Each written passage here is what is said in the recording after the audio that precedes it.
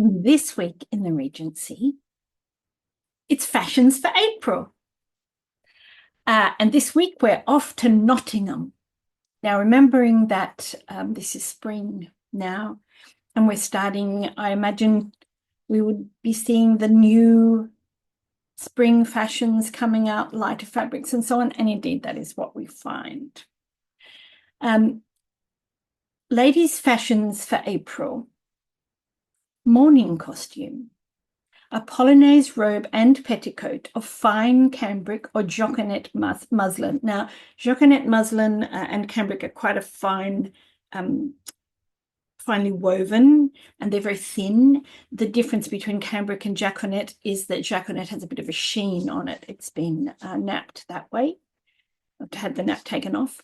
Ornamented at its several terminations with a border of network, finished with an edging of muslin, gathered very full. So that is what a polonaise robe is. It's something that has a lot of very full gatherings.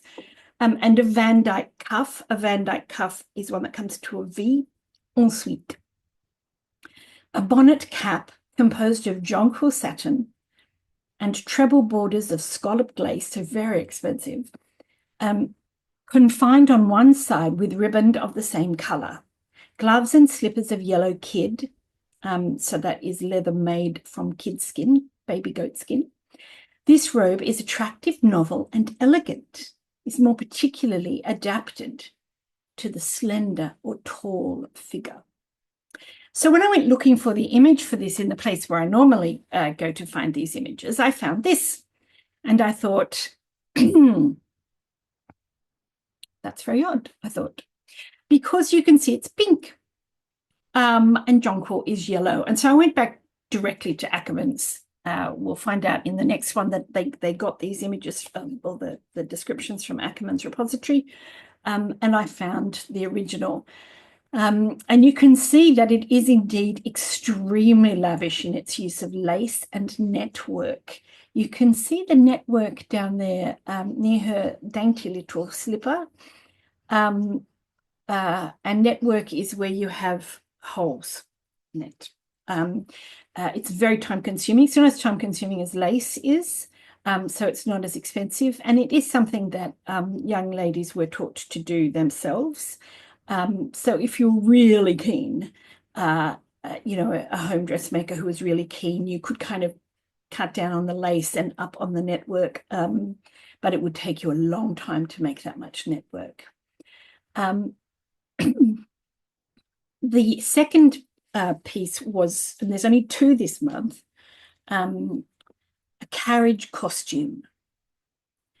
A high round robe of jaconet again, or cambric. So we're really into the spring fabrics with plaited bodice, long sleeve and deep falling frill terminated with a Van Dyke of needlework. So Van Dykes are clearly, in at the moment.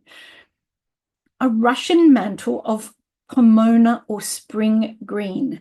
So pomona green comes from apples. It's green apples. Apple is what we would call apple green. Sarsenet. Sarsenet is a fine silk lined with white satin and trimmed with rich frog fringe and binding, confined with a cord and tassel. I love this. As taste or convenience may direct.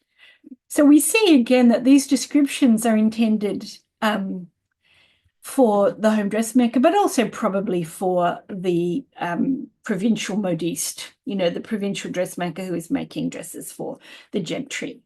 And you can adjust things depending on how much money your client has. A cottage slouch bonnet of corresponding materials, edged with antique scalloped lace. I think that's a reference to the color rather than to the age. So it would be slightly aged, like what we would call écru. Confined under the chin with riband, tied on the left side. There was a big thing about which side you tie your hat on with. And appositely ornamented with a small cluster of spring flowers, slippers of green kid or jean. Jean is like denim, and gloves of primrose kid. from Ackermann's repository of arts. And so this month we are looking at Ackermann's rather than La Belle Assemblée. And this goes to my thing about, I think that different newspapers had different agreements to publish. So this sent me off to Ackermann's. The fact that there were, two images supposedly from the same one. I thought maybe there's a third that we didn't hear about in the Nottingham paper. So I went and had a look at Ackermann's repository. Now, Ackermann was Rudolf Ackermann. He was a really interesting character and somebody that I will definitely do a whole video on at some later date. But essentially, he worked his way up the classes, and he wanted to go to university, he couldn't afford it, became a saddle maker, and then started designing carriages and worked his way up to the point where he had Ackermann's, he had a printing press. And he did a lot of printing for the nobility, but also he made Ackermann's. And Ackermann's was, it was a general magazine. It always had fashion in it. But you can see here, this is the contents page for this, remembering that the April fashions often came out from the March issue because it took that long for the copies of the magazine to get to Nottingham. This, and when I tracked it down, that other image was actually from April. But here we have a huge number of articles. These are the embellishments of the drawings or plates that are put in after the printing. And often they were cut out again and turned into pictures on the wall, which is why it's really hard to find complete copies of these magazines now. This is just some of the contents, and you can see conversation on the arts, the modern spectator, the poet's dream, observations on the rise and progress of painting in watercolors. That's quite important because Ackermann actually ended up being a supplier of watercolors and later oils. Exhibition at the British Gallery of Paintings, intelligence, literary, scientific and musical reviews, fashions for ladies, letters on personal decoration, etc. Fashionable furniture. There was a big thing in fashionable furniture, which we'll get to at a later date. And yet here we have the fashions for ladies. Here are our two images side by side. That's how they appeared. And I was really interested to see that in the original, we have something extra added. This robe, so attractive, novel, and elegant, is more particularly adapted to the slender or tall figure. That's where the Nottingham paper stops, and is furnished us from the house of Mrs. Gill of Cork Street, Burlington Gardens, to whose unrivaled taste, unique elegance, and novelty of design we have for some time past been indebted for the superior order of female fashions by which, we flatter ourselves, this publication is ever distinguished. So this is clearly a great ad for Mrs. Gill. When we look at the corner of Cork Street, Burlington Gardens, we find it's a Ralph Lauren at the moment. It's still an upmarket shopping area, and it's opposite what would become in 1818, 1819, the Burlington Arcade, which remains a high fashion area. Ackermann's not only gave images of the overall outfit, they also gave, this is in the same issue, they also gave patterns. And you'll see here these little fine lines that make up the pine cone in the middle here. And on the edges, that's network. And so they're giving patterns for, in this case, needlework, embroidery, and then network in between parts of it. Now, they do have a series on architecture in every issue, and that was quite important to him. He really cared about it.